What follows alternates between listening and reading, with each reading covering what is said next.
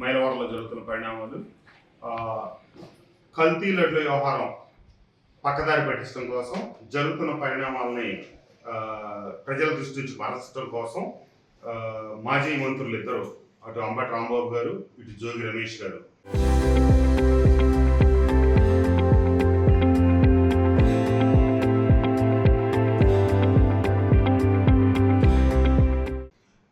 ప్రజాస్వామ్యంలో భావ వ్యక్తీకరణ స్వేచ్ఛ, అట్లాగే ఈ మనకి మాట్లాడే స్వేచ్ఛ మన రాజ్యాంగం కల్పించింది. కానీ ఎదటివారి మనోభావాలు దెబ్బతీసేటట్టు అసభ్య పదజాలంతో మాట్లాడే వ్యక్తులకి అదే రాజ్యాంగం కొన్ని పరిమితులు కూడా విధించింది. వాళ్ళు అది గమనించకుండా ఇష్టారాజ్యంగా మాట్లాడుతూ ఉన్నారు. ఈ పరిస్థితులు, ఈ పరిణామాలే మన గుంటూరులో జరిగిన సంఘటన కావచ్చు, నిన్న ఇబ్రహీంపట్నంలో జరిగిన సంఘటనలు కావచ్చు కారణమైంది. 83 రోజులు కల్తీ మద్యం కేసులో అరెస్ట్ అయ్యి జైలుకి వెళ్ళి తన వైఖరి బుద్ధి ఏమాత్రం మార్చుకోకుండా జోగి రమేష్ గారు వస్తానే దారిలో పోలీస్ అధికారులు అనుచిత వ్యాఖ్యలు, అలాగే చంద్రబాబు నాయుడు గారిని, లోకేష్ బాబు గారిని ఉద్దేశించి చాలా కించపరిచే విధంగా మాట్లాడటం, అట్లాగే వాళ్ళ రాష్ట్ర పార్టీ పిలుపు మేరకు ఇబ్రహీంపట్నంలో శనివారం ఉదయం ఒక కార్యక్రమం చేస్తా అక్కడ ముఖ్యమంత్రి గారిని, లోకేష్ బాబు గారిని ఉద్దేశించి మాటకు ముందు ఇతను ఒక దురలవాటు నేర్చుకున్నాడు. అది ఏమిటి అనే పద్ధతి లేకుండా ప్రతి ఒక్కళ్ళని అరే ఒరే, ఏరా బాబు, పోరా బాబు. చంద్రబాబు నాయుడు గారు భారతదేశ సీనియర్ రాజకీయ నాయకుల్లో ఒకరయ్యి ఉమ్మడి ఆంధ్రప్రదేశ్లోనూ విభజింపబడిన ఆంధ్రప్రదేశ్లో అత్యంత ఎక్కువ కాలం ముఖ్యమంత్రిగా పనిచేసిన వ్యక్తిని కొట్టుకొని అరే బాబురా, నువ్వు దుర్గగుడికి రా, నువ్వు నా ఇంటికి వస్తావా, నన్ను నీ ఇంటికి రమ్మంటావా. ఇప్పుడు ఒక శాసనసభ్యుడి నియోజకవర్గంలోనే దాదాపుగా 3 లక్షల ఓట్లు ఉంటా ఉన్నాయి. వాళ్ళందరూ ఆ శాసనసభ్యుడితో రా, నువ్వు నా ఇంటికి రాలే, అది నీ ఇంటికి వస్తాం. అట్లాగే ఈ రాష్ట్రంలో 5 కోట్ల జనాభా ఉన్నారు.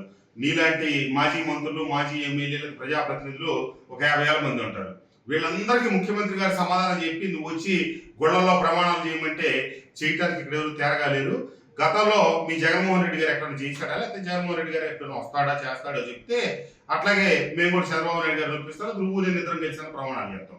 అనవసరపు లేనిపోని వివాదాలు లేపడానికి అతనేదో అతి తెలివి ప్రదర్శిస్తా గొప్పగా మాట్లాడినట్టు తనకు తనే ఊహించుకొని ఈ గుళ్ళల్లో ప్రమాణాలు చేయమంటావు. నువ్వేమో అవలంబించే విధానం క్రైస్తవ మతం, నువ్వు క్రైస్తవ మతాన్ని పుచ్చుకొని చర్చిని నమ్ముతావు, గుడికి వచ్చి ప్రమాణాలు చేయమని అడుగుతావు. సరే, చర్చికైనా ఎందుకు రావాలి, గుడికైనా ఎందుకు రావాలి? ఎవరు ప్రమాణాలు వాళ్ళకుంటాయి. నీ ఇంటి మీద ఉద్దేశం చేసే ఉద్దేశం ఎవరికి లేదు. నువ్వు మాట్లాడిన భాషే కార్యకర్తల్లో అసహనానికి దారితీసి ఆ పరిస్థితి అదుపు తప్పి నీ ఇంటి మీద దాడికి ప్రయత్నించారు కొందరు.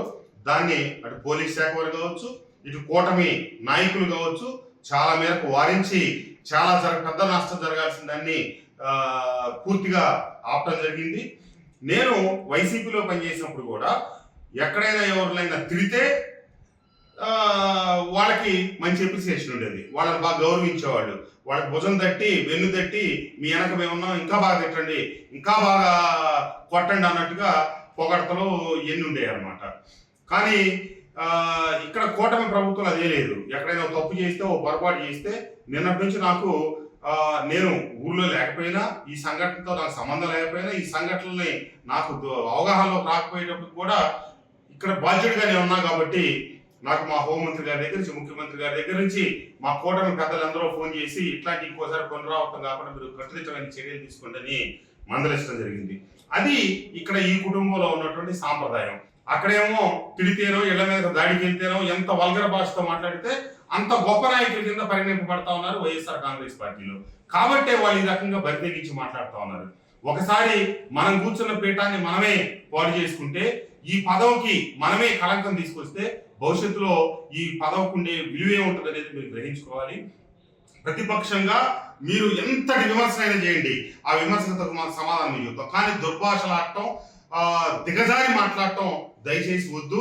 ఇది మనందరికి మంచిది కాదు అని చెప్పి తెలియజేస్తూ, జోగి రమేష్ గారు చాలా రెచ్చిపోయి ఉన్నాడు. నేను బడుగు బలహీన వర్గాలకు ప్రతినిధులు చెప్తా ఉన్నాడు, ఇష్టారీతిని ప్రవర్తిస్తా ఉన్నాడు.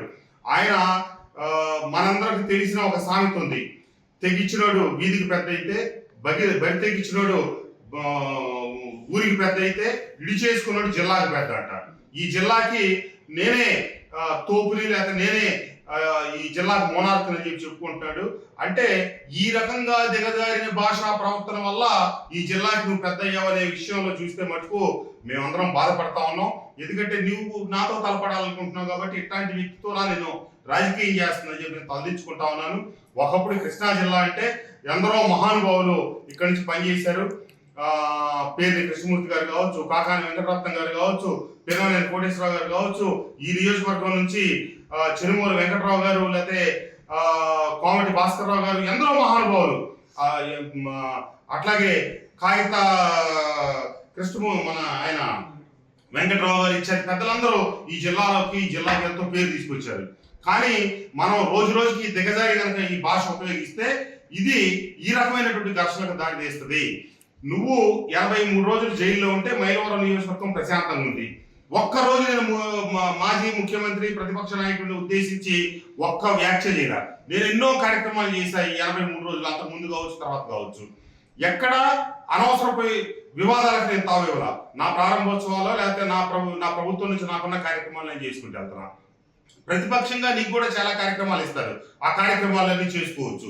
ఈ నియోజకవర్గంలాగానే 175 నియోజకవర్గాల కార్యక్రమాలు జరుగుతాయి.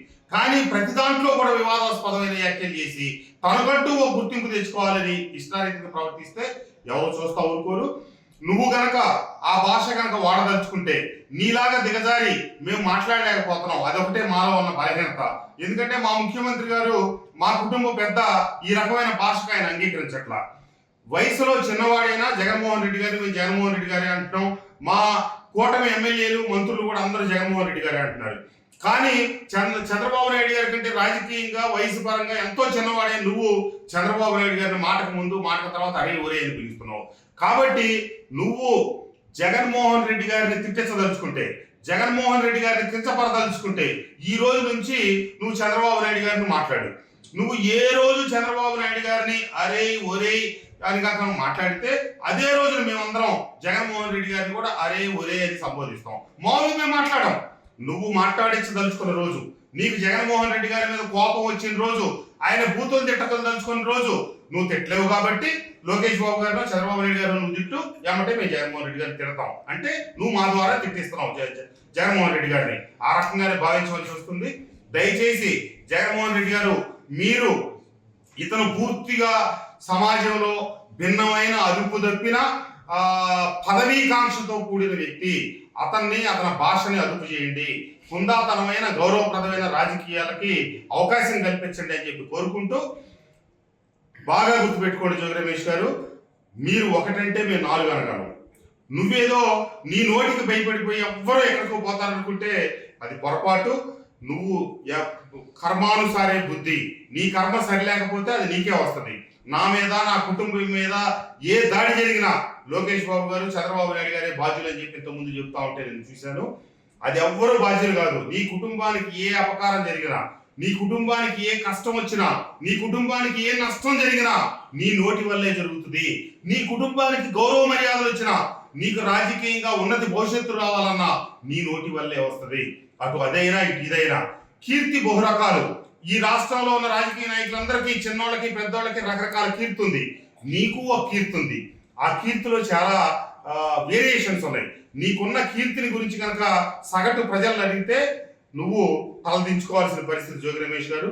దయచేసి నువ్వు ఎన్ని విమర్శలన్నా చేయి, ఎంత ఈ విషయాల మీద, రాష్ట్ర విషయాల మీద కావచ్చు, నియోజకవర్గ విషయాల మీద ఏలెత్తి చూపించు.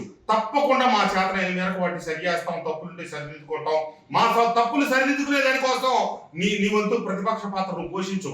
ఎక్కడ నీ గౌరవానికి భంగం కలిగించాం జోగి రమేష్ గారు తప్పితే జోగి రమేష్ అని కూడా మేము ఏ రోజు మాట్లాడాం. కానీ నువ్వు శాసనసభ్యుడిగా నన్ను ఇప్పుడు పట్టుకొని అరే ఒరే అని నీ ఇష్టం వచ్చినట్టు ఎన్నోసార్లు ఎన్ని మాటలు మాట్లాడావో, ఎన్ని వీడియోల్లో మాట్లాడావో ప్రజలందరికీ తెలుసు, మైనారిటీ. అట్లాగే ముఖ్యమంత్రి గారి గురించి నువ్వు మాట్లాడే ఈ భాష ఒకసారి, 2 సార్లు 3 సార్లు చూసి చివరికి ఇది ఉగ్ర రూపం దాల్చి నీ మీద ఎంతటి తిరుగుబాటు కలిసిద్దాం. నువ్వేదని వెనక ఒక అరాచక శక్తిలో 20 మందో 25 మందో ఉంటే వాళ్ళని చూసి నీ నోటిని చూసి భయపడి ఆగుతారని అనుకుంటే నీ భ్రాంతి. నీకు గౌరవిస్తాం, నువ్వు మమ్మల్ని గౌరవించు. ఇద్దరం సమన్వయంతో మైలవరానికి ఇక్కడ పనిచేసిన అసెంబ్లీ రాష్ట్ర నాయకుడిని ఎక్కడా చెప్పట్లా, జిల్లా నాయకుడిని ఎక్కడా చెప్పట్లా. నా చుట్టూ గిరిగీసుకొని నా పరిధిలో నేను పనిచేసుకుంటున్నా. చరిత్ర సృష్టించినోడు ఇప్పుడు ఆ చరిత్రని తిరగరాయబోతున్నాడు. అబద్ధాల గోడల్ని బద్దలు కొట్టి నిజాలను రాగా మీ ముందుంచబోతున్నాడు. నిజమైన వార్తల కోసం వెంటనే డౌన్లోడ్ చేసుకోండి రా యాప్ని.